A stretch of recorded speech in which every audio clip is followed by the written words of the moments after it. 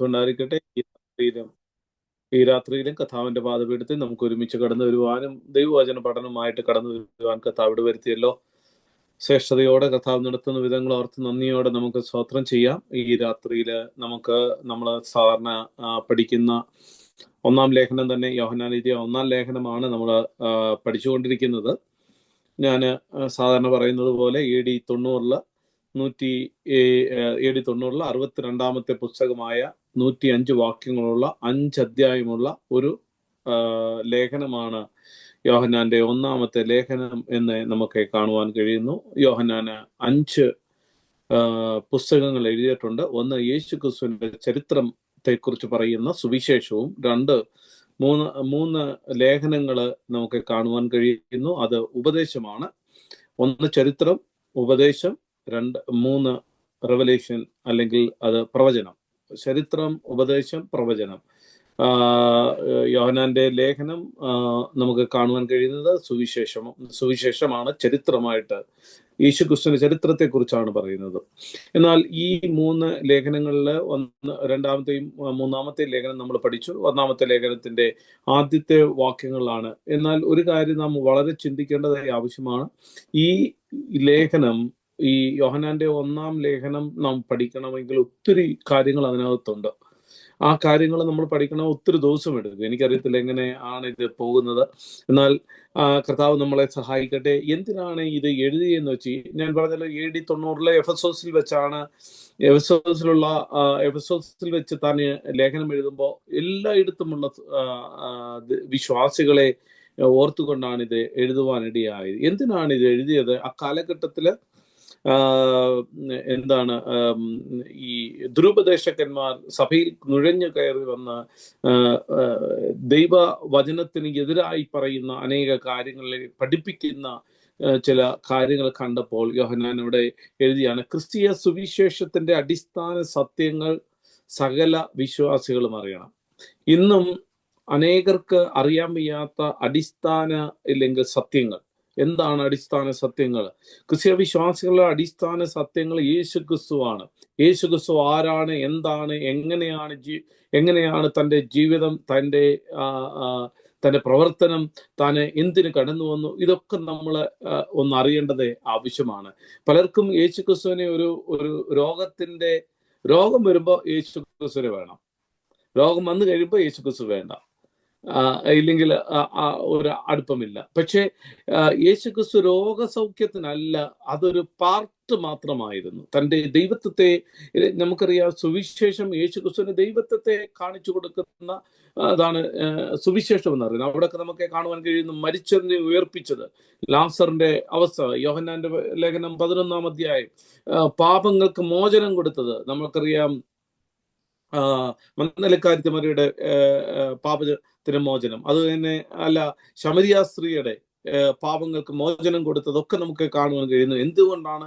യേശുക്രിസ്തുവിന്റെ ദൈവത്വത്തെ അവിടെ സൂചിപ്പിക്കുന്നതായിട്ട് കാണുവാൻ കഴിയുന്നു. അപ്പോൾ ക്രിസ്തീയ സുവിശേഷത്തിന്റെ അടിസ്ഥാന വിശ്വാസത്തെ, ദൈവജനത്തെ ഉറപ്പിക്കണം. ഇപ്പോഴും പലർക്കും അറിയത്തില്ല, അങ്ങോട്ടും ഇങ്ങോട്ടും ചാഞ്ചാടി നടക്കും, അല്ലേ? എന്നാൽ ദുരുപദേശങ്ങളെ ചെറുത്ത് ദൈവസഭയെ ശുദ്ധീകരണത്തോടെ നിർത്തുക എന്നുള്ള ഉദ്ദേശത്തോടാണ് ലേഖനം എഴുതുവാനിടയായത്. ആദ്യത്തെ കാര്യങ്ങൾ നമ്മൾ പഠിക്കുവാനിടയായത് കൂട്ടായ്മ. അവിടെ പറയുന്നു, ആദ്യം മുതലുള്ള ഞങ്ങൾ കേട്ടതും നിത്യകാലം ഉണ്ടായിരുന്നുവെങ്കിലും ഞങ്ങൾ നേരിട്ട് കേൾക്കുകയും കാണുകയും അടുത്ത് പരിചരിക്കുകയും സ്വന്തം കൈകൊണ്ട് തൊടുകയും സ്പർശിക്കുകയും ചെയ്യുന്ന ജീവന്റെ വചനമെന്ന് യോഹന്നാൻ യേശുക്രിസ്തുവിനെ, നമുക്കറിയാം, യോഹന്നാന്റെ സുവിശേഷത്തിൽ നമുക്ക് കാണുവാൻ കഴിയുന്നത് വചനം എന്തായിരുന്നു? വചനം ദൈവത്തോടു കൂടിയായിരുന്നു. ആ ഒന്നിനെ പറ്റിയാണ് ഞങ്ങൾ എഴുതുന്നത്. അതെന്തിനാണ്? ജീവൻ തന്നെയാണ് അപ്രകാരം ഞങ്ങൾക്ക് പ്രത്യക്ഷനായത്. ഞങ്ങൾ കണ്ടതാ, ഞങ്ങളുടെ മുമ്പിൽ പ്രത്യക്ഷനായ യേശു ക്രിസ്തുവിനെ കുറിച്ചാണ്. ഞങ്ങൾ ദൃസാക്ഷികളാണ്. ഞങ്ങൾ മറ്റുള്ളവരെ കേട്ട് പറയുന്ന പോലെ അല്ല. പിന്നെ ഞങ്ങള് പലതും നമ്മൾ കേട്ട് ഒരു സൈഡിൽ നിന്ന് ഒരു സ്റ്റോറി ഇങ്ങനെ കേട്ടിട്ടുണ്ട്. ഒരു പട്ടി ഒരിടത്ത് കുറച്ചു, അന്നേരം വേറൊരു പട്ടി അടുത്ത ആള് കുറച്ചു, അങ്ങനെ കുറച്ച് അവസാനത്തെ ആളിനോട് ചോദിച്ചു, എന്തിനാ കുറയ്ക്കുന്നത്? മറ്റുള്ളവർ പറയുന്നതനുസരിച്ച്, മറ്റുള്ളവർ കുറയ്ക്കുന്നതനുസരിച്ച് ഞാനും കുറച്ചു. എന്താണ് സംഗതി എന്നുള്ളത് മനസ്സിലാവുന്നില്ല. പക്ഷേ അങ്ങനെയല്ല, ഞങ്ങൾ ദൃസാക്ഷികളാണ്, യേശുക്രിസ്തുവിന്റെ ദൃസാക്ഷികളാണ്. ഞങ്ങൾ തൊട്ടതാണ് ജീവനുള്ളവ. എപ്പോഴും ആ വചനം ദൈവത്തോടു കൂടി ആയിരുന്നു. എന്നാൽ ഈ ലോകത്തിലേക്ക് കടന്നു വന്നു. അദ്ദേഹത്തെ കാണുവാനും സ്പർശിക്കുവാനും അദ്ദേഹത്തെ പറ്റി നിങ്ങൾക്ക് എഴുതുവാനുമാണ്. അത് തന്നെയല്ല, എന്തുകൊണ്ടാണ് ഈ എഴുതുന്നത് എന്തിനാണെന്നറിയാമോ? അവിടെ പറയുന്നു, ഞങ്ങൾ കണ്ടും കേട്ടിട്ടുള്ളത് നിങ്ങൾക്ക് ഞങ്ങളോട് കൂട്ടാൻ, നിങ്ങൾക്ക് ഞങ്ങളോട്. അപ്പൊ രണ്ട് കാര്യങ്ങൾ, ഞങ്ങളോട് കൂട്ടായ്മ. അപ്പോ നിങ്ങൾക്ക് ഞങ്ങളോട് കൂട്ടായ്മ. ആരാടാ? പിതാവായ ദൈവത്തോടും പുത്രനായ യേശു ക്രിസ്തുവിനോടുമുള്ള കൂട്ടായ്മ അറിയിക്കുന്നു. ഞങ്ങളുടെ കൂട്ടായ്മയോ പിതാവിനോടും അവന്റെ പുത്രനായ യേശു ക്രിസ്തുവിനോട് കൂടെയാകുന്നു. നോക്കിക്കോണേ, അപ്പോ നമുക്ക് അവിടെ കാണുവാൻ കഴിയുന്നത് കൂട്ടായ്മയെ കുറിച്ചാണ്. നമ്മുടെ കൂട്ടായ്മ പിതാവിനോട് പുത്രനായ യേശു ക്രിസ്തുവിനോട് കൂടിയാണ്. ക്രിസ്തു ജീവന്റെ വചനമാണ്. യേശു ക്രിസ്തുവിന്റെ പൂർവ്വ അസ്തിത്വത്തെ കുറിച്ച് കഴിഞ്ഞ ദിവസങ്ങൾ പഠിക്കുന്നു. എന്നാൽ അടുത്ത നമ്മൾ പഠിച്ചത് ദൈവം വെളിച്ചമാകുന്നു, ജീവിതത്തിൽ നമുക്ക് സന്തോഷം നൽകുന്നു, നമ്മുടെ സന്തോഷത്തെ പൂർണ്ണമാക്കുന്നതും ഏക കാര്യം എന്താണെന്നറിയാമോ? ക്രിസ്തുവും ദൈവത്തോടുള്ള കൂട്ടായ്മയാണ് നമ്മുടെ ക്രിസ്തീയ ജീവിതത്തിൽ വളരെ സന്തോഷമുണ്ടാക്കുന്നതെന്ന് നമുക്ക് കാണുവാൻ കഴിയുന്നു. കൂട്ടായ്മയുടെ വ്യവസ്ഥയെക്കുറിച്ച് നമ്മൾ കഴിഞ്ഞ ദിവസം കേട്ടു. എന്താണ് കൂട്ടായ്മയുടെ വ്യവസ്ഥ? വെളിച്ചത്തിൽ നടക്കുക. ദൈവം വെളിച്ചമാകുന്നു, അവനിൽ ഇരുട്ടൊട്ടുമില്ല എന്നുള്ളത് ഞങ്ങൾ അവനോട് കേട്ട നിങ്ങളോട് അറിയിക്കുന്നു. ദൂതാകുന്നു, അവനോട് കൂട്ടായ്മ ഉണ്ടായി എന്ന് പറയുകയും ഇരുട്ടിൽ നടക്കുകയും ചെയ്താൽ നാം വ്യാജം പറയുന്നു, സത്യം പ്രവർത്തിക്കുന്നില്ല. അവൻ വെളിച്ചത്തിൽ ഇരിക്കുന്ന പോലെ നാമും വെളിച്ചത്തിൽ നടക്കുന്നുവെങ്കിൽ നമുക്ക് തമ്മിൽ കൂട്ടായ്മ. അപ്പോ കൂട്ടായ്മയുടെ വ്യവസ്ഥ, നമുക്ക് കൂട്ടായ്മ ഉണ്ടാകണമെങ്കിൽ അവൻ വെളിച്ചത്തിൽ ഇരുന്നത് പോലെ നാമും വെളിച്ചത്തിൽ നടക്കുന്നു എങ്കിൽ സ്വത്രം നമുക്ക് തമ്മിൽ കൂട്ടായ്മയുണ്ട്. കൂട്ടായ്മയുടെ രണ്ട് നേട്ടങ്ങളെ കുറിച്ചാണ് കഴിഞ്ഞ ദിവസങ്ങൾ ഒന്ന് ചിന്തിക്കുവാനിടയായി. നമ്മൾ വിശദമായി ഈ വാക്യങ്ങള്, കൂട്ടായ്മയുടെ നേട്ടങ്ങള്, രണ്ട് കാര്യം. അവൻ വെളിച്ചത്തിൽ ഇരിക്കുന്ന പോലെ നാം വെളിച്ചത്തിൽ നടക്കുന്നുവെങ്കിൽ നമുക്ക് തമ്മിൽ കൂട്ടായ്മയുണ്ട്. യേശുവിന്റെ രക്തം സകല പാപവും പോക്കി നമ്മെ ശുദ്ധീകരിക്കുന്നു. 9-ാമത്തെ വാക്യം പറയുന്നു, നമ്മുടെ പാപങ്ങൾ ഏറ്റു പറയുന്നു എങ്കിൽ അവൻ നമ്മുടെ പാപങ്ങൾ ക്ഷമിച്ച് സകല അനീതിയും പോക്കി നമ്മെ ശുദ്ധീകരിക്കുവാൻ തക്കോണം വിശ്വസ്തനും നീതിമാനുമാകുന്നു എന്ന് നമുക്ക് കാണുവാൻ കഴിയുന്നു. എന്നിട്ട് 2-ാം അധ്യായം 1-ാം വാക്യം പറയുന്നു, എന്റെ കുഞ്ഞുങ്ങളെ നിങ്ങൾ പാപം ചെയ്യാതിരിപ്പാൻ ഇത് ഞാൻ നിങ്ങൾക്ക് എഴുതുന്നു. അപ്പൊ എന്തിനാണ്? പാപം ചെയ്യാതിരിക്കുവാനാണ്. ക്രിസ്തീയ കൂട്ടായ്മയുടെ കൂട്ടായ്മ എന്ന് പറയുന്നത് ദൈവത്തോടും സഹോദര വർഗത്തോടുള്ള ഒരു സംസർഗം, ഇല്ലെങ്കിൽ ദിവ്യമായ ഒരു അനുഭവമാണ് ക്രിസ്തീയ കൂട്ടായ്മ എന്ന് പറയുന്നത്. ഓക്കെ, ഞാൻ കർത്താവുമായിട്ട് അങ്ങ് കാര്യങ്ങൾ തീർത്തോളാം. ചിലപ്പോൾ നമുക്കറിയാം, നമ്മൾ സഹോദരന്മാരെ ഇല്ലെങ്കിൽ വിശ്വാസികൾ തമ്മിൽ പ്രശ്നം ഉണ്ടാകും, പറയും എന്റെ കാര്യം ഓക്കെയാ, ഞാൻ ദൈവത്തോട് ഞങ്ങൾ തീർത്തോളാം. നോ, അങ്ങനെയല്ല. സഹോദരന്മാരുടെ ക്രിസ്തീയ കൂട്ടായ്മയുടെ ഏറ്റവും വലിയ മഹത്വം എന്ന് പറയുന്നത് ദൈവത്തോടും സഹോദര വർഗത്തോടുമുള്ള ദിവ്യ സംസർഗമാണ് ക്രിസ്തീയ കൂട്ടായ്മയുടെ മഹത്വം എന്ന് പറയുന്നത്. ദൈവമക്കളെ, എപ്പോഴും അത് ദൈവമക്കളോട് മാത്രമല്ല കൂട്ടായ്മ, ഇല്ലെങ്കിൽ ഇല്ലെങ്കിൽ മറ്റുള്ളവരോടും നാം എങ്ങനെയായിരിക്കണം? നമ്മുടെ ദിവ്യ സ്വഭാവത്തിന് അനുരൂപപ്പെട്ട് നാം നടക്കേണ്ടത് ആവശ്യമാണ് എന്ന് നമുക്ക് കാണുവാൻ കഴിയുന്നു. അതുപോലെ നമുക്ക് ലഭിക്കുന്ന അത്യന്തകരമായ 2 നേട്ടങ്ങളെ കുറിച്ച് ഇന്ന് രാത്രി നമുക്ക് നോക്കുക. 1-ാമത്തെ നേട്ടം പാപത്തിൽ നിന്നുള്ള ശുദ്ധീകരണമാണ്. അതായി 1-ാം അധ്യായം 7 മുതൽ 10 വരെയുള്ള വാക്യങ്ങളിൽ നമുക്ക് കാണുവാൻ കഴിയുന്നത് പാപത്തിൽ നിന്നുള്ള സ്വത്രം ശുദ്ധീകരണം. 2, അതിൽ നിന്ന് ഇല്ലെങ്കിൽ ആ പാപത്തിൽ നിന്നുള്ള സമ്പൂർണമായ ഒരു സ്വാതന്ത്ര്യത്തെ കുറിച്ചാണ് ഇവിടെ പറയുന്നു. നിങ്ങൾ പാപം ചെയ്യാതിരിപ്പാൻ ഞാൻ നിങ്ങൾക്ക് എഴുതുന്നു. പാപം ചെയ്തുവെങ്കിലോ നീതിമാനായ യേശുക്രിസ്തു മധ്യസ്ഥനായി നമുക്ക് പിതാവിന്റെ അടുക്കലുണ്ട്. അവൻ നമ്മുടെ സകല പാപങ്ങൾക്കും പ്രായശ്ചിത്തമാകുവാൻ, നമ്മുടെ മാത്രമല്ല സർവ്വലോകത്തിന്റെ ഈ പാപത്തിന് തന്നെ. നോക്കി, 2 കാര്യങ്ങളെ സ്വത്രം നമുക്ക് കാണുവാൻ കഴിയുന്നു. ക്രിസ്തീയ ജീവിതത്തെ സംബന്ധിച്ച് ഏറ്റവും ഇമ്പോർട്ടൻ്റ് ആയിട്ട് അത്യന്താപേക്ഷിതമായ രണ്ട് കാര്യമാണ് അവിടെ പറയുന്നത്. ഒന്ന്, പാപത്തിൽ നിന്നുള്ള ശുദ്ധീകരണം. രണ്ട്, അതിൽ നിന്നുള്ള പൂർണ്ണ സ്വാതന്ത്ര്യം. ദൈവമക്കളെ, നമുക്ക് പാപത്തിൽ ശുദ്ധീകരണം പ്രാപിച്ചു, എന്നാൽ പൂർണ്ണമായ ഒരു സ്വാതന്ത്ര്യം ലഭിക്കുന്നില്ലെങ്കിൽ സ്വത്രം അത് സ്വത്രം ജീവിതത്തിൽ പ്രയോജനപ്പെടുകയില്ല. അതുകൊണ്ട് ശുദ്ധീകരണം എന്ന് പറയുന്നത് നമ്മുടെ ഹൃദയ സ്വത്രം പൂർണ്ണമായി ശുദ്ധീകരിക്കുക എന്നുള്ളതാണ്, അല്ലേ? അത് തന്നെയല്ല, രണ്ടാമത്തെ കാര്യം പറയുന്നു, നിങ്ങൾ പൂർണ്ണ സ്വാതന്ത്ര്യമുള്ളവരായി തീരണം. പാപത്തിൽ നിന്ന് പൂർണ്ണ സ്വാതന്ത്ര്യം വലിയ പ്രയാസമുള്ള ഒരു കാര്യമാണത്. എന്നാൽ സ്വത്രം നാം തുറന്നു പഠിക്കുമ്പോൾ നമുക്ക് മനസ്സിലാക്കും, യേശു ക്രിസ്തു ലോകത്തിൽ കടന്നു വന്ന എന്തിനാണെന്നും, ഇല്ലെങ്കിൽ താൻ എങ്ങനെ ജീവിച്ചോ അതുപോലെ നാം ജീവിക്കാൻ സ്വത്രം നമ്മെ ആഹ്വാനം ചെയ്തതാണ്, താൻ കടന്നുപോയെന്നൊക്കെ നമുക്ക് കാണുവാൻ കഴിയുന്നു. കർത്താവായ യേശു ക്രിസ്തുവിന്റെ ഗിരിപ്രഭാഷണത്തിലെ ആദ്യത്തെ വാക്യം പറയുന്നു, ഹൃദയശുദ്ധിയുള്ളവർ, 5-ാം അധ്യായം 8-ാം വാക്യം പറയുന്നത്, ഹൃദയശുദ്ധിയുള്ളവർ ഭാഗ്യവാന്മാർ, അവർ ദൈവത്തെ കാണും. അപ്പോ ആരാണ് ദൈവത്തെ കാണുന്നത്? ഹൃദയശുദ്ധിയുള്ളവരാ. അപ്പോ നമ്മുടെ ഈ രണ്ടാമത്തെ കാര്യം പറയുന്നു, പൗലോസ് പറയുകയാണ്, എബ്രായ ലേഖനം 12:14 പറയുന്നു, എല്ലാവരോടും സമാധാനം ആചരിച്ച് ശുദ്ധീകരണം പ്രാപിപ്പാൻ ഉത്സാഹിപ്പി. അപ്പോ ഉത്സാഹിച്ച ഇത് നടക്കും. മനസ്സിലായോ? എല്ലാവരോടും സമാധാനം, ചിലരോട് മാത്രമല്ല, എല്ലാവരോടും.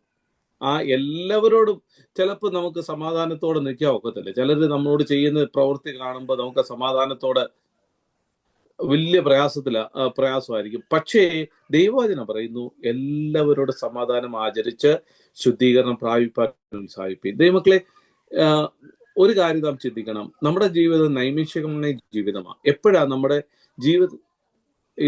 ജീവിതത്തിൽ നമ്മുടെ ജീവിതം അവസാനിക്കും നമുക്കറിയത്തില്ല. കഴിഞ്ഞ ദിവസം നിങ്ങൾ കേട്ടിട്ടുണ്ടോ എനിക്കറിയത്തില്ല, എയർപോർട്ടിന്റെ അവിടെയുള്ള സർക്കിൾ കെയിൽ ഒരാൾ വന്ന് ഇരുന്ന് കാപ്പി കുടിച്ചുകൊണ്ട് ഒരു ഡ്രൈവറും പുള്ളിയായിട്ട് കടന്നു വന്ന് കാപ്പി കുടിച്ചുകൊണ്ടിരിക്കുന്ന ഇടയിൽ പുറമോട്ട് വീണ് മരിക്കുവാനിടയായി. ഒരു ഇന്ത്യക്കാരനാണ്, 33 വയസ്സേ ഉള്ളൂ. ദൈവമക്കളെ, ഇവിടെ പറയുകയാണ്, എല്ലാവരോടും സമാധാനം ആചരിച്ച് ശുദ്ധീകരണം ഉത്സാഹിപ്പിക്കും. ശുദ്ധീകരണം കൂടാതെ ആരും കർത്താവിനെ കാണുകയില്ല എന്ന് പൗലോസ് അപ്പോസ്തലൻ എബ്രായ ലേഖനത്തിൽ വ്യക്തമായിട്ട് പറയുക. ഇപ്പൊ ഒരു കാര്യമുണ്ട്, ശുദ്ധീകരണം പ്രാപിക്കാതെ ആർക്കും കർത്താവിനെ കാണാൻ കഴിയത്തില്ല. നോക്കിക്കോണേ, നമ്മൾ പറയുക, കർത്താവ് ഇപ്പൊ നമ്മുടെ സമയം എപ്പോഴാ ഇല്ലെങ്കിൽ നമ്മൾ ഈ ലോകം വിട്ടു പോകുന്നത് എപ്പോഴാന്ന് അറിയത്തില്ല. ഏത് സമയത്തും പോകാം. പക്ഷേ അതിന് സ്വത്ത് എപ്പോഴും നാം ഒരുക്കമുള്ളവരായിരിക്കണം. അല്ലാതെ കർത്താവിനോട് പറയാം, കർത്താവ് എനിക്കൊരു കുറച്ച് സമയം പറഞ്ഞ് ഞാൻ ഒന്ന് ക്രമീകരണം പ്രാപിച്ചിട്ട് കർത്താവ് നീ എൻ്റെ ജീവനെ എടുത്തോണം എന്ന് പറഞ്ഞു കഴിഞ്ഞാൽ നടക്കുന്ന കാര്യമല്ല അത്. സ്വത്രം അതുകൊണ്ട് നാം എപ്പോഴും സ്വത്രം നാം ഒരുക്കമുള്ളവരാ. യഥാർത്ഥമായ ശുദ്ധീകരണം എന്ന് പറയുന്നത് ദൈവത്തെ കാണുന്ന അനുഭവത്തിലേക്ക് പ്രവേശിക്കുകയാണ്. എന്താ ഇതിന്റെ അർത്ഥം? ദൈവത്തെ കാണുക, ദൈവമായിട്ടൊരു അഭിമുഖം നടത്തുക, ഇല്ലെങ്കിൽ അഭിമുഖമായി സംസാരിക്കുക. ഇല്ലേ, മോശ ദൈവമായിട്ട് സംസാരിച്ചു, അബ്രഹാം ദൈവമായിട്ട് സംസാരിച്ചു.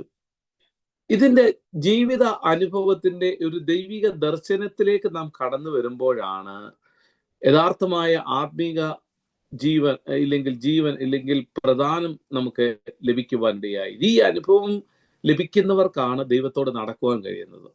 മനസ്സിലായോ? നിരന്തരമായി ദൈവസന്നിധിയിൽ ജീവിക്കുക, ഇല്ലെങ്കിൽ ഹാനോക്ക് ദൈവത്തോടുകൂടെ നടന്നു, അല്ലേ?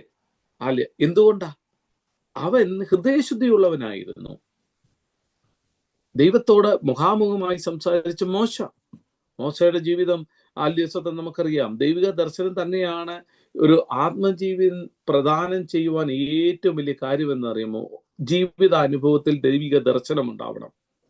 വിശുദ്ധമായ ഹൃദയം, ശുദ്ധ മനസ്സാക്ഷി, ഇത് രണ്ടും തമ്മിൽ വ്യത്യാസമുണ്ട് കേട്ടോ. രണ്ട് കാര്യങ്ങൾ നാം താരതമ്യപ്പെടുത്തി പഠിച്ചാല് വിശുദ്ധമായ ഹൃദയവും ശുദ്ധ മനസ്സാക്ഷിയും തമ്മിൽ നമ്മൾ താരതമ്യപ്പെടുത്തി പഠിച്ചാൽ പാപം ചെയ്തതിന്റെ ഫലമായി ഹൃദയം നമ്മെ കുറ്റം വിധിക്കുന്നുവെങ്കിൽ നമുക്ക് ശുദ്ധ മനസ്സാക്ഷി ഇല്ല എന്നുള്ളതാണ്. മനസ്സിലായോ? പാപം ചെയ്തതിന്റെ ഫലമായി ഹൃദയം നമ്മെ കുറ്റം വിധിക്കുന്നുവെങ്കിൽ, നാം ഒരു പാപം ചെയ്തു, ഇല്ലെങ്കിൽ നാം ഒരു ദൈവഹിതമില്ലാത്ത ഒരു കാര്യം ചെയ്യുമ്പോൾ നമ്മുടെ ഹൃദയത്തിൽ അതൊരു എന്തുവാ കുറ്റം വിധിക്കുക. നമ്മുടെ ഹൃദയത്തിൽ ഇങ്ങനെ പറയുക, നീ ചെയ്ത് തെറ്റാണ്, നീ ചെയ്ത് തെറ്റാണ്. അപ്പോൾ അതിൻ്റെ പേരാണ് ശുദ്ധ മനസാക്ഷി ഉണ്ടാവുകയില്ല എന്ന് പറയും. ഇല്ലെങ്കിൽ കുറ്റബോധമില്ലാത്ത ഒരു അന്തരംഗം, അത് തന്നെയാണ് ശുദ്ധ മനസാക്ഷിയുടെ ഒരു അർത്ഥമെന്ന് പറയുന്നത്. മനസ്സിലായോ? അപ്പോൾ ക്രിസ്തീയ ജീവിതത്തിൽ ഏറ്റവും അത്യന്താപേക്ഷിതമായി ഒരാവശ്യം എന്തെന്നറിയാമോ? ശുദ്ധ മനസാക്ഷി സൂക്ഷിക്കണം. അത് നമുക്കറിയാം. ശുദ്ധ മനസാക്ഷി സൂക്ഷിക്കാൻ കഴിയാത്ത ഒരുവൻ വിശ്വാസത്തിൽ നിലനിൽക്കത്തില്ല. എവിടെ നമുക്ക് മനസ്സിലാക്കുവാൻ കഴിയും? അതാണ് പൗലോസ് പറയുന്ന ഒരു 1 തിമോത്തിയോസ് 1:19-20 വാക്യങ്ങൾ നമ്മൾ വായിക്കുമ്പോൾ അവിടെ പറയുന്നു, ചിലർ നല്ല മനസാക്ഷി തള്ളിക്കളഞ്ഞിട്ട് അവരുടെ വിശ്വാസ കപ്പൽ തകർന്നുപോയി. ഹ്യുമനിയോസും അലക്സാണ്ടറും ഈ കൂട്ടത്തിലുള്ളവരായിരുന്നു എന്ന് പൗലോസ് തിമോത്തിയോസിനെ എഴുതുമ്പോൾ പറയുന്നു. അപ്പോൾ അവരുടെ ശുദ്ധ മനസാക്ഷി അവർ എന്ത് ചെയ്തു? തള്ളിക്കളഞ്ഞിട്ട് അവരുടെ വിശ്വാസ കപ്പൽ തകർന്നുപോയി. അവരുടെ ജീവിതത്തിൽ പാപത്തിന്റെ അനുഭവത്തിൽ കൂടെ കടന്നുപോയത് കൊണ്ട് എന്താണെന്നറിയാമോ? അവർ വിശ്വാസത്തിന്റെ നിലനിൽക്കുവാൻ കഴിയാതെ, ഒരു ശുദ്ധ മനസാക്ഷി ഇല്ലാതെ, നല്ല മനസാക്ഷി എന്നതൊരു മർമ്മപ്രധാനമായ ഒരു സംഗതിയാണ് എന്ന് നമുക്ക് ഇതിൽ നിന്ന് മനസ്സിലാക്കാൻ കഴിയും. ഏതിൽ നിന്നാ? പൗലോസ് പറയാണ്, ചിലർ നല്ല മനസാക്ഷി തള്ളിക്കളഞ്ഞിട്ട് അവരുടെ വിശ്വാസ കപ്പൽ തകർന്നുപോയി. അവരുടെ 2 പ്രതിനിധിയാണ്, 2 പേരാണ് ഹ്യുമനിയോസും അലക്സാണ്ടറും. അപ്പോ ഇതിൽ ഒരു പടി കൂടുതലാണ് ശുദ്ധമായ ഹൃദയം എന്ന് പറയുന്നത്. ശുദ്ധ മനസാക്ഷിയും ശുദ്ധമായ ഹൃദയം എന്ന് പറയുന്നത്, നല്ല മനസാക്ഷി സൂക്ഷിക്കുന്ന പക്ഷം നിങ്ങൾക്ക് വിശ്വാസം നഷ്ടപ്പെടാതെ അത് നിലനിൽക്കുവാൻ കഴിയുന്നു. ഇപ്പൊ നല്ല മനസാക്ഷി ഉണ്ടെങ്കിൽ ഒരുവന് ശുദ്ധമായ ഹൃദയം ലഭിക്കും. ഇതൊരു കോംപ്ലിക്കേറ്റഡ് വിഷയമാണ്. അതിനൊരു എക്സാമ്പിളായി പറഞ്ഞു കഴിഞ്ഞാൽ, വിശുദ്ധ ഹൃദയമുള്ളവർ ദൈവത്തെ കാണും. അതുകൊണ്ടാണ് പറയുന്നത് വിശുദ്ധ ഹൃദയമുള്ളവർ ഭാഗ്യവാന്മാർ എന്ന് പറയുമ്പോൾ, ദൈവത്തെ അഭിമുഖമായി കണ്ട ചിലരുടെ അനുഭവങ്ങൾ നമ്മൾ മനസ്സിലാക്കുമ്പോൾ നമുക്കത് മനസ്സിലാക്കുവാൻ കഴിയുന്നു. ആത്മീയ ജീവിതത്തിൽ ഏറ്റവും ഉയർന്ന പടിയാണ് എന്താണ് ഈ അനുഭവം എന്ന് പറയുന്നത്? ദൈവത്തെ മുഖാമുഖമായി കാണുക എന്നുള്ളത്, അല്ലേ? മുഖാമുഖമായി ദർശിക്കുക. അത് എവിടെയാണ് അത് മനസ്സിലാക്കാൻ കഴിയുന്നത്? അബ്രഹാമും ലോത്തും. നോക്കിയേ, അബ്രഹാമും ലോത്തും തമ്മിലുണ്ടായിരിക്കുന്ന വ്യത്യാസം നമ്മൾ പഠിക്കുമ്പോൾ, അബ്രഹാം കൽദയരുടെ പട്ടണത്തിൽ ഊരിൽ നിന്ന് ഹാരാനിൽ വന്ന് പാർക്കുകയും അതിനുശേഷം കനാൻ ദേശത്ത് കടന്നു പോവുകയും പല പ്രാവശ്യം ദൈവമായിട്ട് അഭിമുഖമായിട്ട് സംസാരിക്കുവാൻ ദൈവം ഇടവരുത്തി. മനസ്സിലായോ? എന്നാൽ ലോത്ത് ഉൽപ്പത്തി പുസ്തകത്തിൽ നാം വായിക്കുന്നത്, ലോത്തിന്റെ അടുക്കൽ ചില ദൈവദൂതന്മാർ ചെന്നു എന്നാണ് നമ്മൾ വായിക്കുന്നത്. അദ്ദേഹത്തെ കൈപിടിച്ച് സോദോം ഗോമോറയ്ക്ക്, ഇല്ലെങ്കിൽ സോദോം ഗോമോറയിൽ നിന്ന് പുറത്തു കൊണ്ടുപോയി എന്ന് നമുക്ക് കാണുവാൻ കഴിയുന്നു. ദൈവത്തെ അഭിമുഖമായി കാണുവാൻ കഴിയുന്ന ആരാ? ശുദ്ധ ഹൃദയമുള്ളവർക്കാ. ശുദ്ധ മനസാക്ഷി സൂക്ഷിക്കുന്നവർ ശുദ്ധ ഹൃദയമുള്ളവരാ, അല്ലേ? അപ്പോൾ എന്താ ഇത് മനസ്സിലാക്കുന്നത്? ഹല്ലേലൂയ, സ്തോത്രം. ഏറ്റവും വലിയ കാര്യമെന്ന് പറയുന്ന ഹൃദയശുദ്ധീകരണമാണ്. അതിന്റെ അന്ത്യം എന്തുവാണെന്ന് അറിയാമോ? ആ ഹൃദയശുദ്ധീകരണം പ്രാപിക്കുന്ന മനുഷ്യൻ, ഹല്ലേലൂയ, സ്തോത്രം, ദൈവത്തിന് അഭിമുഖമായിട്ട് സംസാരിക്കുവാൻ കഴിയും. ഇന്ന് രാത്രിയിൽ ശുദ്ധ മനസാക്ഷിയുള്ള, ഹല്ലേലൂയ, സ്തോത്രം, ശുദ്ധ ഹൃദയമുള്ള, ഞാൻ പറഞ്ഞല്ലോ, ശുദ്ധ മനസാക്ഷിയുള്ള, ഹല്ലേലൂയ, സ്തോത്രം, ഹല്ലേലൂയ, സ്തോത്രം, ഒരു പടി കൂടെ കടന്നതാണ് ശുദ്ധ ഹൃദയം എന്ന് പറയുന്നത്. അപ്പോൾ ആ ശുദ്ധ മനസാക്ഷി നഷ്ടപ്പെടാതെ, നിങ്ങൾക്ക് വിശ്വാസം നഷ്ടപ്പെടാതെ നിലനിൽക്കുന്ന ഒരുവനാണ് ദൈവത്തെ കണ്ടുമുട്ടുവാൻ ഇടയാവുന്നത്. ദൈവവുമായിട്ട് മുഖാമുഖമായിട്ട് ഈ ശുദ്ധ മനസാക്ഷി ഇല്ലാതെ പോയി സംസാരിച്ചു കഴിഞ്ഞാലുള്ള പ്രശ്നം എന്താണെന്നറിയാമോ? ഇല്ലെങ്കിൽ വിശുദ്ധ ഹൃദയമില്ലാതെ പോയി സംസാരിച്ചാലുള്ള പ്രശ്നം എന്താണെന്നറിയാമോ? പലപ്പോഴും ദൈവമായിട്ടൊരു ബന്ധം, നമുക്കിങ്ങനെ സംസാരിക്കാം, ഇങ്ങനെ ചിലപ്പോൾ കർത്താവ് ചിലപ്പോൾ കേൾക്കത്തില്ല. കാരണം എന്താണെന്നറിയാമോ? 1 വേ ട്രാഫിക് ആയിരിക്കും. നമ്മൾ ഒരാളോട് കുറെ നേരം സംസാരിച്ചു, ഒന്നും നമുക്ക് മറുപടി ലഭിക്കുന്നില്ല, അത് വെച്ചിട്ട് തിരിച്ചു പോകും. മനസ്സിലായോ? അതുകൊണ്ട് ഇന്ന് രാത്രിയിൽ, ഹല്ലേലൂയ, സ്തോത്രം, നമ്മൾ വളരെ ഇമ്പോർട്ടൻ്റ് ആയിട്ടൊരു കാര്യം ചിന്തിക്കേണ്ടത്, ഇവിടെ വ്യക്തമായിട്ട് പറയുകയാണ്, നിങ്ങൾക്ക് ശുദ്ധമുള്ളൊരു ഹൃദയം ഉണ്ടാവണം. ഹാല്യസ്വത്ത എന്ന് പറയുന്നു. രണ്ട് തരം വിശുദ്ധീകരണങ്ങൾ നമുക്ക് ഈ അധ്യായത്തിൽ കാണാം. ഒന്ന്, യോഹന്നാൻ എഴുതിയ ഈ ലേഖനത്തിൽ 9-ാമത്തെ വാക്യം പറയുന്നു, അവൻ നമ്മുടെ പാപങ്ങൾ ക്ഷമിച്ചു സകല അനീതിയും പോക്കി നമ്മെ ശുദ്ധീകരിക്കുവാൻ തക്കവണ്ണം ഇപ്പോ വിശ്വസ്തനും നീതിമാനുമാകുന്നു. അപ്പോ 9-ാമത്തെ വാക്യത്തിൽ ഒരു തരം ശുദ്ധീകരണത്തെ കുറിച്ചാണ് പറയുന്നത്. എന്താ? അവന്റെ പുത്രനായ യേശുക്രിസ്തുവിന് 7-ാമത്തെ വാക്യം പറയുന്നു, അവന്റെ പുത്രനായ യേശുക്രിസ്തുവിന്റെ രക്തം സകല അനീതിയും പോക്കി നമ്മെ ശുദ്ധീകരിക്കുവാൻ തക്കവണ്ണം വിശ്വസ്തനും നീതിമാനുമാകുന്നു. പരിശുദ്ധാത്മാവ് നാം ചെയ്തതുപോലെ പാപങ്ങൾ നമ്മെ ബോധ്യപ്പെടുത്തുമ്പോൾ നാം ഏറ്റുപറയുന്നതിന്റെ ഫലമായി നമുക്ക് ലഭിക്കുന്ന ശുദ്ധീകരണമാണ് ഇവിടെ നമുക്ക് കാണുവാൻ കഴിയുന്നു. പരിശുദ്ധാത്മ നമ്മോട് പറയുകയാണ്, ഇല്ലെങ്കിൽ നമ്മളോട് പറയുന്ന നമ്മുടെ പാപങ്ങളെ ബോധിപ്പിക്കുമ്പോൾ നാം അവയെ ഏറ്റുപറയുന്നതിന്റെ ഫലമായി നമുക്ക് ലഭിക്കുന്ന ഒരു ശുദ്ധീകരണത്തെ കുറിച്ചാണ് 7-ാം വാക്യം നമുക്ക് പറയുന്നത്, അല്ലേ? അവിടെ പറയുന്നു, 7-ാമത്തെ വാക്യം പറയുന്നു, അവൻ വെളിച്ചത്തിൽ ഇരിക്കുന്ന പോലെ നാം വെളിച്ചത്തിൽ നടക്കുന്നവരെ നമുക്ക് തമ്മിൽ കൂട്ടായ്മയുണ്ട്. അവന്റെ പുത്രനായ യേശുക്രിസ്തുവിന്റെ രക്തം സകല പാപവും പോക്കി യേശുക്രിസ്തുവിന്റെ രക്തം സകല പാപവും പോക്കി നമ്മെ ശുദ്ധീകരിക്കുന്നു എന്നാ പറയുന്നത്. അതിന്റെ ഫലമായിട്ടാണ് ദൈവിക കൂട്ടായ്മയിലേക്ക് ഏർപ്പെടുവാൻ നമുക്ക് സാധിക്കത്തുള്ളൂ. മനസ്സിലായോ? കാരണം എന്തെന്നറിയാമോ? ദൈവികമായ ഒരു ബന്ധം നമുക്ക് ഉണ്ടാകുന്നത് എപ്പോഴാണെന്നറിയാമോ? കർത്താവായ യേശുക്രിസ്തുവിന്റെ രക്തം മൂലം നമ്മെ ശുദ്ധീകരിച്ചതാണ്. നമ്മൾ പാപത്തിലായിരുന്ന നമ്മെ ദൈവമായിട്ടൊരു ബന്ധത്തിലാക്കുവാൻ ദൈവം ഇല്ലെങ്കിൽ കർത്താവായ യേശുക്രിസ്തുവിന്റെ രക്തമാണ് നമ്മെ ശുദ്ധീകരിച്ചത്. എന്താണ് ഈ നോക്കിക്കോണേ, ഹബക്കൂക്ക് പ്രവാചകന്റെ പുസ്തകം 1:13 നമ്മൾ വായിക്കുമ്പോൾ അവിടെ നമുക്ക് കാണുവാൻ കഴിയുന്ന ഒരു കാര്യമുണ്ട്. നമുക്കൊന്ന് വായിക്കാം. ഹബക്കൂക്ക് പ്രവാചകന്റെ പുസ്തകം 1:13.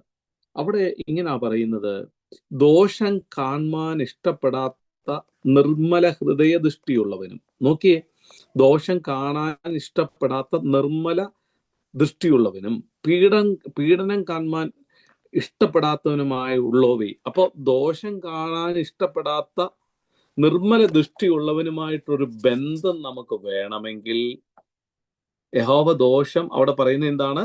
ഹാല്യസ്തോത്രം, ദോഷം കണ്ടുകൂടുവാൻ കഴിയാത്ത വണ്ണം നിർമ്മല ദൃഷ്ടിയുള്ളവനാണ് ദൈവം എന്നാ പറയുന്നത്. മനസ്സിലായോ? ആ ദൈവമായിട്ട് നമുക്ക് ബന്ധമുണ്ടാകണമെങ്കിൽ എന്ത് ചെയ്യണം? നമ്മെ യേശുക്രിസ്തുവിന്റെ രക്തം കൊണ്ട് ശുദ്ധീകരിക്കുമ്പോഴാണ് ദൈവമായിട്ടൊരു ബന്ധം നമുക്ക് സ്ഥാപിക്കുവാനിടയാകുന്നത്. അതുകൊണ്ട് ആ വെളിച്ചത്തിൽ നടക്കുന്ന ആളിന് ലഭിക്കുന്ന നിരന്തരമായ ഒരു അനുഭവമാണ് ഈ കർത്താവായ യേശുക്രിസ്തുവിന്റെ രക്തം എന്ന് പറയുന്നത്. നമുക്കറിയാം, നമ്മുടെ കണ്ണിലെ ഈ കൺപോള ഇല്ലയോ? കൺപോള ഇങ്ങനെ അടയ്ക്കുമ്പോൾ, ഒരു സെക്കൻഡ് അടയ്ക്കുമ്പോൾ വളരെ ഇമ്പോർട്ടൻ്റ് ആയിട്ടുള്ള കാര്യം അത് മനസ്സിലാക്കണമെങ്കിൽ നമുക്ക് ഈ സാക്ഷ്യം വേണമെന്ന് പറയത്തില്ലേ? സാക്ഷ്യം എങ്ങനെ ഉണ്ടാവുന്നത്? എനിക്ക് ഇതിനെക്കുറിച്ചൊരു നല്ല സാക്ഷ്യം പറയാനുണ്ട്. കാരണം ഞാൻ ഒരു 4-5 വർഷത്തിന് മുമ്പ് എനിക്ക് ഫേഷ്യൽ പാലിസി എന്ന് പറഞ്ഞ ഒരു അസുഖമുണ്ടായി. ഈ ഒരു സൈഡ് മുഴുവൻ അങ്ങ് ഇതായി, എന്തുവെന്ന് പറയുന്നത്, ഒന്നും പ്രവർത്തിക്കത്തില്ല ഈ ഒരു കംപ്ലീറ്റ്. അപ്പോൾ എന്താ സംഭവിക്കുന്നത് അറിയാമോ? നമ്മുടെ കണ്ണിന്റെ ഈ കൺപോള അടയ്ക്കാനൊക്കത്തില്ല. നിങ്ങളൊന്ന് ആലോചിച്ച് നോക്കിയേ. വേറൊരു കാര്യമുണ്ട്, കൺപോള അടച്ചില്ലെങ്കിൽ ഈ കണ്ണിന് പെട്ടെന്ന് കണ്ണ് ഡ്രൈ ആവും. ഈ കൺപോള കർത്താവ് നമ്മൾ ഈ മിടുക്കന്മാർ ഈ മസിൽ പിടിച്ച് നമ്മൾ നിൽക്കുന്ന കാണുമ്പോൾ നമ്മൾ ഏതോ വലിയ ഇതാണെന്ന് പറഞ്ഞാൽ നിൽക്കുന്നത്. പക്ഷെ ദൈവമക്കളെ, ഓരോ കാര്യങ്ങളും ദൈവം എത്ര കൃത്യമായിട്ടാ. ഈ നമ്മുടെ കൺപോള അടയുന്നില്ല എങ്കിൽ ആ കണ്ണിന് ആ നനവ്, ആ ഗ്രന്ഥിയിൽ നിന്ന് ഉത്ഭവിക്കുന്ന നനവ് ലഭിക്കാത്തത് കൊണ്ട് എന്ത് സംഭവിക്കുന്ന അറിയാമോ? നമ്മുടെ ജീവിതത്തിൽ ഇല്ലെങ്കിൽ നമ്മുടെ കണ്ണ് ചീത്തയായി പോകും. എനിക്ക് അങ്ങനെ ഒരു അസുഖം ഉണ്ടായി. ഈ കംപ്ലീറ്റ് ഒരു സൈഡ് കംപ്ലീറ്റ് ഇതായി, പാരലൈസ് പോലായി. എൻ്റെ ഈ ഒരു പോർഷൻ മുഴുവൻ എൻ്റെ കണ്ണടയത്തില്ല. ഇങ്ങനെ കണ്ണ് നമ്മൾ പിടിച്ചു വെച്ചടക്കണം. എന്നാലേ അടയത്തുള്ളായിരുന്നു. ഏകദേശം രണ്ടാഴ്ചയോളം അങ്ങനത്തെ ഒരു അനുഭവം ഉണ്ടായി.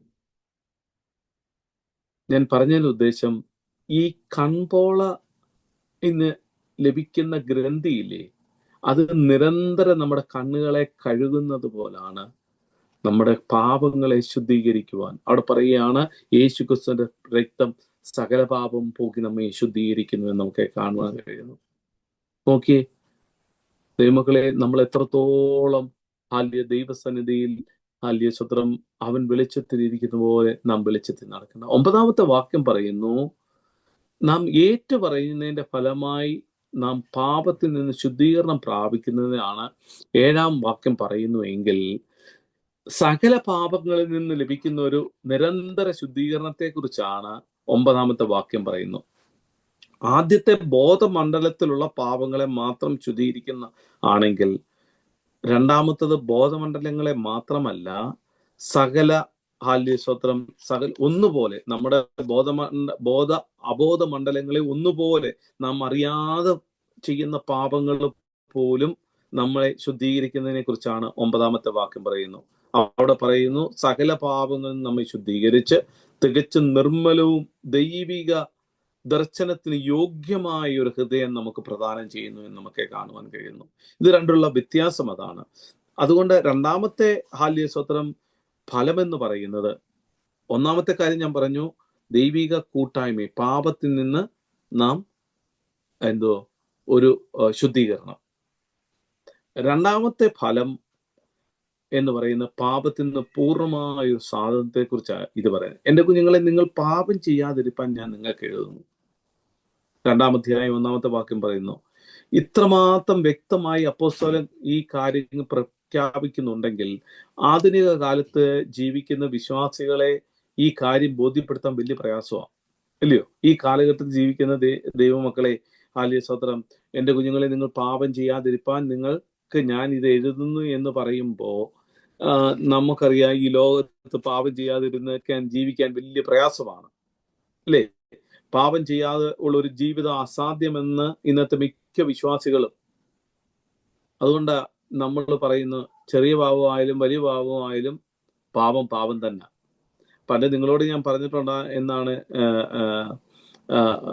പാപം ചെയ്യുക എന്ന് പറയുന്നത് ദൈവത്തിന്റെ അടുക്കൽ ചെന്ന് കഴുകൽ പ്രാപിക്കാൻ ഒക്കും എന്ന് പറഞ്ഞ് ഇടയ്ക്കിടയ്ക്ക് പോകുന്ന പന്നിയുടെ സ്വഭാവം. കഴിഞ്ഞ ദിവസം ഞാൻ പറഞ്ഞെന്ന് തോന്നുന്നു, പന്നിയുടെ സ്വഭാവം. അത് ചൊല്ലി കാണുമ്പോൾ ഓടിപ്പോയി എന്ത് ചെയ്യും?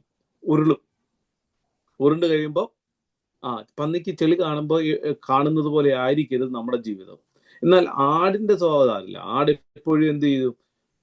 അതിന്റെ ദേഹത്ത് ഒരു അഴുക്ക് പറ്റിയ ഓടി ചെന്ന് മരത്തെ ചെന്ന് തൂത്ത് അത് മിനുസത്തോടെ നടക്കും. നമുക്കറിയോ, ഇതാണ് സത്യം. നിന്റെ വിശ്വാസം പോലെ നിനക്ക് ഭവിക്കട്ടെ എന്ന് കർത്താവിന്റെ വാക്ക് പറഞ്ഞ് തെറ്റിദ്ധരിപ്പിച്ച് നടത്തുന്ന ചില ആൾക്കാരുണ്ട്. അങ്ങനെ ആയിരിക്കരുത്. പിന്നെയോ, പാപം ചെയ്യുക, ദൈവത്തിന്റെ അടുക്കൽ ചെന്ന് കഴുകൽ പ്രാപിക്കുക, എന്തെങ്കിലും കൊടുത്ത്. നമുക്കറിയാം, ഈ മുസ്ലിംസ് ഒക്കെ ഉണ്ട്, അവരെന്ത് ചെയ്യും? അവരുടെ പാപം മക്കയിൽ ചെന്നിട്ട് സാത്താനെ കല്ലെറിഞ്ഞ് അവിടെ ആടിനെ കുർബാൻ കൊടുത്തു കഴിഞ്ഞാൽ അവരുടെ അതുവരെയുള്ള എല്ലാ പാപങ്ങളും പോയിരിക്കും. അങ്ങനെയുള്ള ഉടായ്പ പ്രസ്ഥാനമൊന്നും ക്രിസ്തീയ വിശ്വാസത്തിലില്ല. ഇല്ലെങ്കിൽ അമ്പലത്തിൽ പോയി നിവേദ്യം കഴിച്ചു കഴിഞ്ഞാൽ, ഇല്ലെങ്കിൽ അവിടെ യാഗം കഴിച്ചു കഴിഞ്ഞാൽ എന്ത് ചെയ്യും? അവരുടെ പാപം തീർന്നു. അങ്ങനെയല്ല. കർത്താവ് പറഞ്ഞു, ഞാൻ വെളിച്ചത്തിൽ നടക്കുന്ന പോലെ നിങ്ങൾ നടക്കണം, എന്നാൽ മാത്രമേ നിങ്ങളുമായിട്ടൊരു കൂട്ടായ്മയുണ്ടോ. യോഹന്നാൻ 7-ാം വാക്യത്തിൽ പറഞ്ഞ എന്താ? അത് ഈ ചില ആൾക്കാർ ഈ ഒരു വാക്യത്തിൽ 7-ാം അധ്യായത്തിലെ ആദ്യത്തെ പോർഷൻ ഉണ്ടല്ലോ, എന്താ?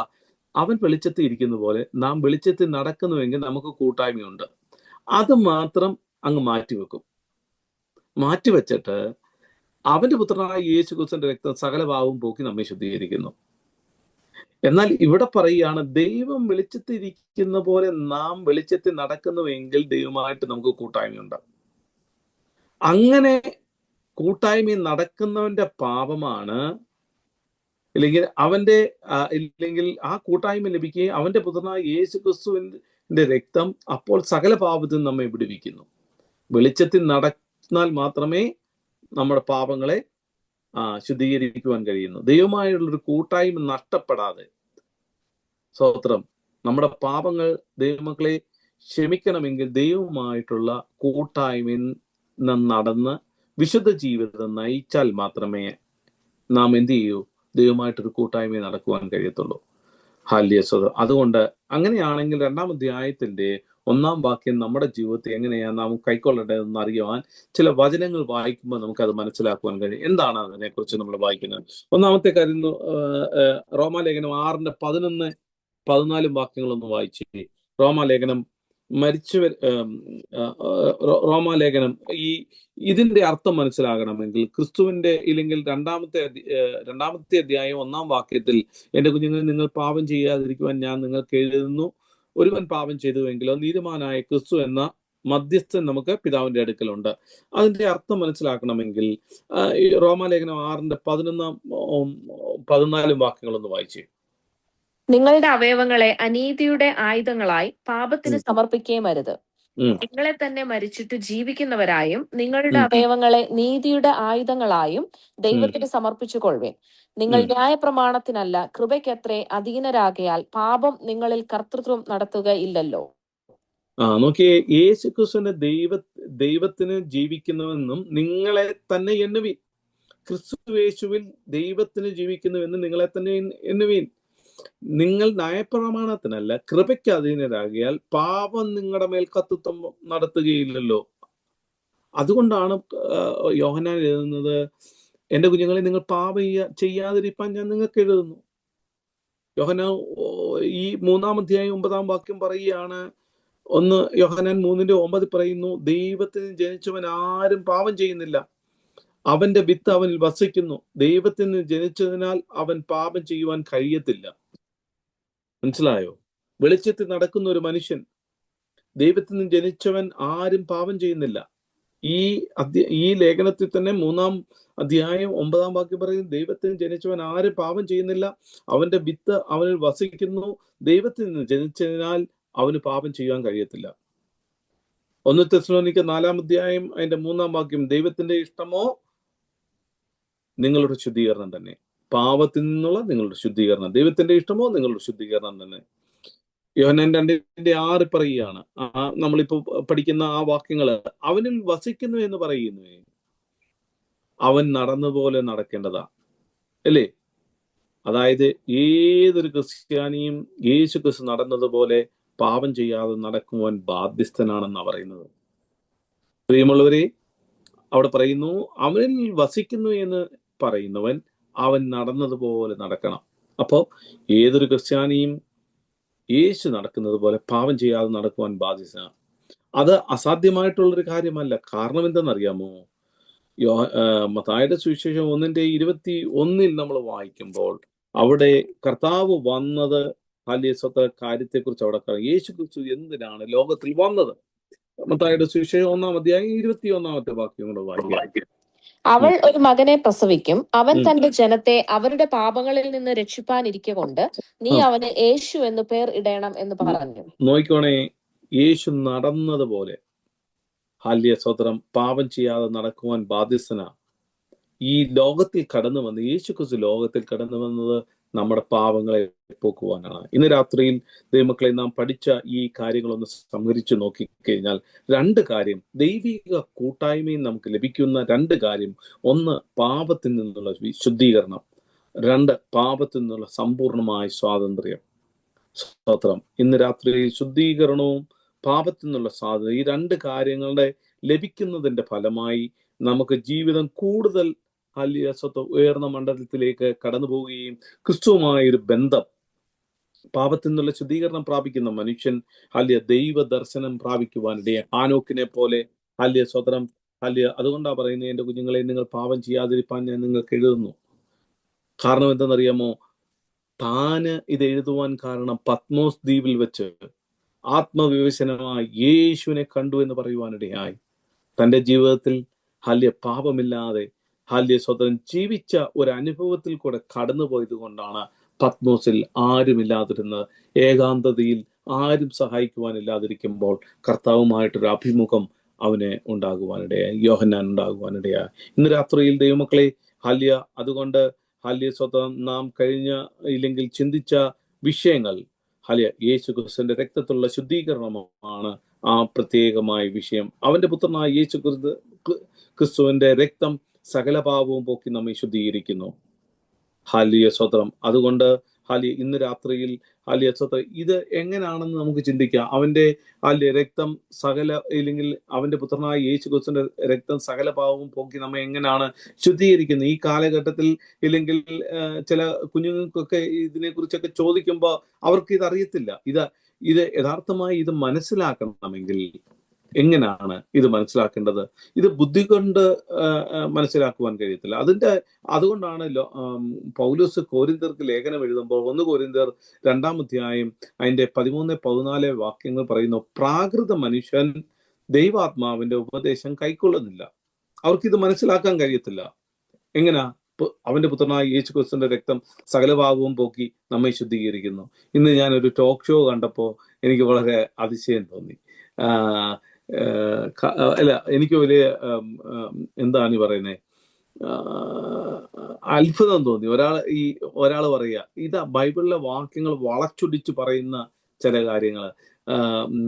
മദ്യം കഴിക്കുന്നതിനെ കുറിച്ച് പറയുന്നു, തിമോഥെയോസിന് ലേഖനം എഴുതുന്നു, പറയുന്നു നിങ്ങളുടെ അജീർണം പ്രാപിക്കാതിരിക്കേണ്ടതിന് അല്ലെങ്കിൽ അജീർണം മാറാൻ കുറച്ച് വൈൻ കഴിക്കാമെന്ന് അവിടെ പറഞ്ഞിട്ടുണ്ട്. അതുകൊണ്ട് മദ്യം കഴിക്കാം. ഒരാൾ പറയുന്നത് എന്തെന്നറിയാമോ? ഇതൊരു ടോക്ക് ഷോയാണ്, ടി വിയിലുള്ള. വേറൊരാൾ പറയുന്നു, നിങ്ങൾ പിന്നെ ലോർഡ് സപ്പറിൽ വൈൻ അല്ലേ ഉപയോഗിക്കുന്നത്. ഇതൊക്കെ അവരുടെ തെറ്റിദ്ധാരണയാണ്. അന്നേരം അവിടെ നിന്ന് ഒരു അച്ഛനാന്ന് തോന്നുന്നു, ആ അച്ഛൻ പറയുന്നുണ്ട് അങ്ങനെയല്ല, അതിനെ തിരിച്ച് പറയുന്നുണ്ട്. ഞാൻ പറഞ്ഞത് ദൈവമക്കളെ, നമുക്ക് ഇത് മനസ്സിലാകത്തില്ല. ഇതെന്താണ്? ഇപ്പൊ ഒരു കുഞ്ഞുങ്ങളോട് പറയുക, യേശു ക്രിസ്തുവിന്റെ ഇല്ലെങ്കിൽ അവന്റെ രക്തം സകല പാപങ്ങളും പോക്കി നമ്മെ ശുദ്ധീകരിക്കുന്നു എന്ന് പറയുമ്പോൾ അത് നമുക്ക് മനസ്സിലാക്കുവാൻ കഴിയുന്ന, പൗലോസ് പറയുന്നു, പ്രാകൃത മനുഷ്യർ ദൈവാത്മാവിന്റെ ഉപദേശം കൈക്കൊള്ളുന്നില്ല, അവന് അത് പോഷത്വമാകുന്നു. ആത്മീയമായി വിവേചിക്കേണ്ടതിനാൽ അത് അവന് ഗ്രഹിപ്പാൻ കഴിയുന്നതുമല്ല. ആത്മീയനോ സകലത്തെയും വിവേചിക്കുന്നു എന്ന് നമുക്ക് കാണുവാൻ കഴിയുന്നു. എങ്ങനെയാണ് രക്തത്താലുള്ള ശുദ്ധീകരണത്തെ കുറിച്ച് നമുക്ക് മനസ്സിലായി? ഇന്ന് സമയം പോയി, എന്നാൽ അതുകൂടെ പറഞ്ഞിട്ട് ഞാൻ അവസാനിപ്പിക്കുവാൻ ആഗ്രഹിക്കുന്നു. എങ്ങനെയാണ് ഇത് രക്തത്താലുള്ള ഇല്ലെങ്കിൽ ശുദ്ധീകരണത്തെ എന്ന വിഷയത്തെക്കുറിച്ച് നാം പഠിക്കുമ്പോൾ എങ്ങനെയാണ് അത് മനസ്സിലാക്കുന്നത്? നമുക്കൊരു ഉദാഹരണം പറയാം. യോഹന്നാന്റെ സുവിശേഷം 6-ാം അധ്യായം എന്തെന്നു, 6-ാം അധ്യായം അതിന്റെ 53 മുതൽ 55 വരെയുള്ള വാക്യങ്ങൾ നമുക്കറിയാം.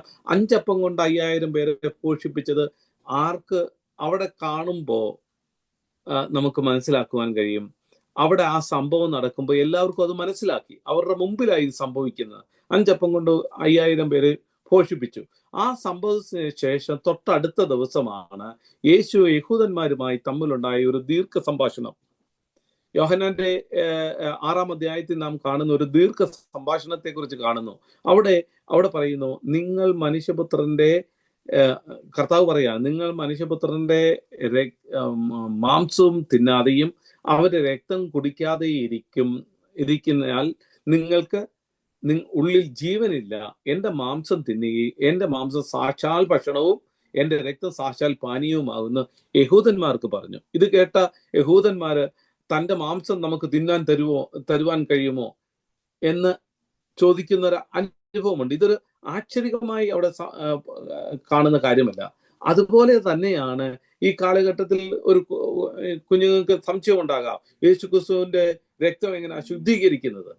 അത് ആത്മീക വിഷയമായി നാം ചിന്തിക്കുമ്പോൾ മാത്രമേ അത് നമുക്ക് മനസ്സിലാക്കാൻ കഴിയുന്നു. മനസ്സിലായോ? 5 അപ്പം കൊണ്ട് 5000 പേരെ പോഷിപ്പിച്ചത് നമ്മൾ കണ്ടു. എന്നാൽ കർത്താവ് പറയുകയാണ്, നിങ്ങൾ മനുഷ്യപുത്രന്റെ മാംസം തിന്നുകയും അവന്റെ രക്തം കുടിക്കാതെ ഇരിക്കുകയാണെങ്കിൽ നിങ്ങൾക്ക് ഉള്ളിൽ ജീവനില്ല എന്ന് പറയുമ്പോൾ എങ്ങനെയാ അവന്റെ രക്തവും മാംസവും തിന്നുന്നത്? അപ്പോൾ യേശു ചോദിച്ചു, നിങ്ങൾക്ക് ഇടർച്ചയാകുന്നുവോ? ഇത് ഞാൻ പറഞ്ഞത്, ഇത് കഠിനവാക്കുന്ന യഹൂദന്മാർ ഇത് ഇടർച്ചയാകുന്നതോ? ജീവിക്കുന്നത് ആത്മാവാകുന്നു. കർത്താവ് പറയുകയാണ്, 6-ന്റെ 61-63 വാക്യങ്ങൾ പറയുന്നു, ജീവിക്കുന്നത് ആത്മാവാകുന്നു, മാംസം ഒന്നിനും ഉപകരിക്കുന്നില്ല. അവൻ നിങ്ങളോട് സംസാരിച്ച വചനങ്ങൾ ജീവനും ആത്മാവുമാകുന്നു. അപ്പോൾ ആത്മീയമായി വിവേചിച്ചാൽ മാത്രമേ എൻ്റെ മാംസം തിന്നുക, എൻ്റെ രക്തം കുടിക്കുക എന്നീ കാര്യങ്ങൾ ഗ്രഹിക്കുവാൻ കഴിയത്തുള്ളൂ. മനസ്സിലായോ? ഇപ്പോൾ ആത്മീയമായി വിവേചിച്ചാൽ മാംസം തിന്നുക എന്നത് യേശുവിൻ്റെ സ്വഭാവം ഉൾക്കൊള്ളുക, രക്തം കുടിക്കുക എന്ന യേശുവിൻ്റെ ജീവനിൽ പങ്കാളികളാകുക എന്നുള്ളതാണ്. ഇന്ന് രാത്രി ദൈവമക്കളെ, അതുകൊണ്ട് നമ്മൾ ഹാല്യസ്വത്രം കടന്നു പോകുന്ന ദൈവമായിട്ടൊരു സംസർഗം നമുക്ക് ആവശ്യമാണെങ്കിൽ, ഉണ്ടാവണമെങ്കിൽ നാം കർത്താവുമായിട്ട് വെളിച്ചത്തിൽ നടന്നതുപോലെ നാം വെളിച്ചത്തിൽ നടക്കണം. നമ്മൾ പറയുകയും നമ്മൾ ചെയ്യാതിരിക്കുകയും, ഇതൊക്കെ വേദപുസ്തകത്തിൽ ഉണ്ടല്ലോ, അതുകൊണ്ട് ഞങ്ങൾക്ക് ചെയ്യണോ വേണ്ടായോ എന്നുള്ള ചിന്തയല്ല. കർത്താവ് പറയുകയാണ്, നിങ്ങൾക്ക് തമ്മിൽ കൂട്ടായ്മ വേണമെങ്കിൽ. അതുകൊണ്ട് പൗലോസ് യോഹന്നാൻ പറയുന്നു, നിങ്ങൾ പാപം ചെയ്യാതിരിപ്പാൻ ഇത് ഞാൻ നിങ്ങൾക്ക് എഴുതുന്നു.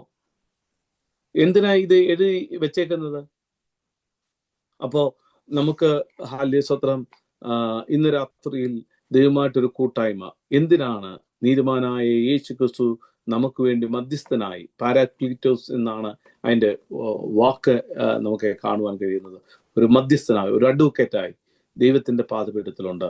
പക്ഷേ ഒരു കാര്യമുണ്ട്, നാം എപ്പോഴും അറിയേണ്ടത് ഒരു കാര്യം, അവൻ വെളിച്ചത്തിൽ ഇരിക്കുന്ന പോലെ നാം വെളിച്ചത്തിൽ നടക്കുന്നുവെങ്കിൽ കൂട്ടായ്മയുണ്ട്. അങ്ങനെ നാം കൂട്ടായ്മയിലായിരിക്കുന്ന ഒരു വ്യക്തിക്ക് മാത്രമേ അവൻ്റെ പുത്രനായ യേശു ക്രിസ്തുവിന്റെ രക്തം നമ്മെ പോക്കി നമ്മെ ശുദ്ധീകരിക്കുവാൻ കഴിയത്തുള്ളൂ. നമ്മെ ശുദ്ധീകരിച്ച ആ കർത്താവിൻ്റെ നമ്മെ ശുദ്ധീകരിച്ച് നമ്മെ വേർപെടുത്തി നമ്മൾ പ്രത്യേക ഒരു ജനതയാക്കി മാറ്റി. ആ ജനത നടക്കുന്നത് എങ്ങനെയാണെന്നറിയാമോ? അത് ക്രിസ്തു നടന്ന പോലെ നാം നടക്കണം, ക്രിസ്തു ജീവിച്ച പോലെ നാം ജീവിക്കണം. അതുകൊണ്ടാണ് പറയുന്നത്, ഇതൊക്കെ എഴുതി വെച്ചിരിക്കുന്നത് എന്തിനാണെന്നറിയാമോ? കുഞ്ഞുങ്ങളെ, നിങ്ങൾ പാപം ചെയ്യാതിരിക്കുവാൻ ഞാൻ നിങ്ങൾക്ക് എഴുതുന്നു. പക്ഷേ ഈ ലോകത്തിലാണ് ജീവിക്കുന്നത്. അതുകൊണ്ട് നാം പാപം ചെയ്തിട്ട് എപ്പോഴും പോയി എന്ത് ചെയ്തു? കർത്താവിനോട് നിരപ്പ് പ്രാപിക്കണം. അത് വേറെ കാര്യം. ഇവിടെ പറയുന്നുണ്ട്, നിങ്ങൾ പാപം ചെയ്തുവെങ്കിലോ നീതിമാനായ യേശു ക്രിസ്തു എന്ന മധ്യസ്ഥൻ നമുക്ക് പിതാവിന്റെ അടുക്കലുണ്ട്. ഇന്ന് രാത്രിയിൽ നമ്മെ തന്നെ ഒന്ന് സമർപ്പിക്കാം. അതുകൊണ്ട് വളരെ വ്യക്തമായിട്ട് ദൈവത്തിന്റെ വചനം പറയുന്നു, നമ്മൾ കർത്താവായ യേശു ക്രിസ്തു നടക്കുന്നത് പോലെ അവന്റെ ദിവ്യ സ്വഭാവത്തിന് അനുരൂപപ്പെട്ട് ദൈവഹിതം എന്ന് തിരിച്ചറിഞ്ഞ് നാം വെളിച്ചത്തിൽ നടക്കുവാൻ ഇടയാകണം. നാം പഠിക്കുന്ന എന്തിനാണെന്നറിയാമോ? പഠിച്ചു നമ്മുടെ അറിവ് വർദ്ധിപ്പിക്കുവാനല്ല, കർത്താവ് നടന്നതുപോലെ നമുക്ക് നടക്കുവാൻ ഇടയാകണം. കർത്താവുമായിട്ടൊരു ദർശനം ലഭിക്കണമെങ്കിൽ അബ്രഹാം ദൈവമായിട്ട് ദർശനം ലഭിച്ചു, ദൈവമായിട്ട് അഭിമുഖമുണ്ടായി. പത്മോസിൽ വെച്ച് യോഹന്നാൻ ദൈവമായിട്ട് അഭിമുഖം. എന്താ? അവർ ഹൃദയശുദ്ധിയുള്ളവരായിരുന്നതുകൊണ്ട്. ഇന്ന് രാത്രി ദൈവമക്കളെ, ഹൃദയശുദ്ധിയോടെ ദൈവസന്നിധിയിൽ കടന്നു വന്ന് നിങ്ങൾ ഏത് വിഷയത്തിൽ ദൈവത്തോട് പ്രാർത്ഥിച്ചാലും ആ വിഷയത്തിന്മേൽ അത്ഭുതങ്ങളെ പ്രവർത്തിക്കുന്ന ദൈവമാണ്. നീ ഹാല്യസ്വത്രം പത്മോസ് എന്ന ഹാല്യസ്വത്രം അനുഭവത്തിൽ ഏകാന്തതയോടെ ജീവിതത്തിൽ നീ ആയിരിക്കുന്നുവെങ്കിൽ ദൈവപാദപീഠത്തിൽ നീ നിർമ്മലതയോടെ ദൈവസന്നിധിയിൽ കടന്നു വന്ന് പ്രാർത്ഥിക്കുമ്പോൾ ആ കർത്താവിന്റെ ഇടപെടൽ നിനക്കുണ്ടാകും. ആരും നിന്റെ കൂടെ ഉണ്ടായിരിക്കത്തില്ല. സകലതും നിനക്ക് ഹാല്യസ്വത്രം അനുകൂലമല്ലാതെ പ്രതികൂലമായിരിക്കുന്ന, നിങ്ങൾ നോക്കി, പത്മോസ് എന്ന ആ ദ്വീപിൽ യോഹന്നാൻ ഒറ്റയ്ക്ക് ആയിരിക്കുമ്പോൾ ആരും തന്നെ സഹായിക്കുവാനില്ല. തൻ്റെ കൂടെയുള്ള ഹാല്യസ്വത അന്നത്തെ കാലഘട്ടത്തില് നമുക്കറിയാം, അവിടെ കൊണ്ടുപോയ ഇല്ലെങ്കിൽ അവിടെ തടവിൽ നിന്ന് ഇല്ലെങ്കിൽ കൊണ്ട് ഇടുന്ന ഒരു സ്ഥലമായിരുന്നു ഈ കുറ്റവാളികളെ.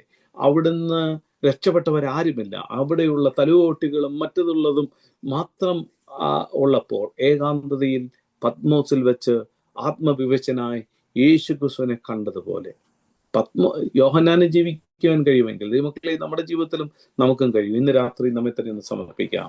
അവൻ വെളിച്ചത്തിൽ ഇരിക്കുന്ന പോലെ നാം വെളിച്ചത്തിൽ നടക്കുന്നു എങ്കിൽ നമുക്ക് തമ്മിൽ കൂട്ടായ്മയുണ്ട്. അത് കണ്ടീഷനാണ്. നിനക്ക് കൂട്ടായ്മ വേണോ? ദൈവമായിട്ടൊരു ബന്ധം വേണം.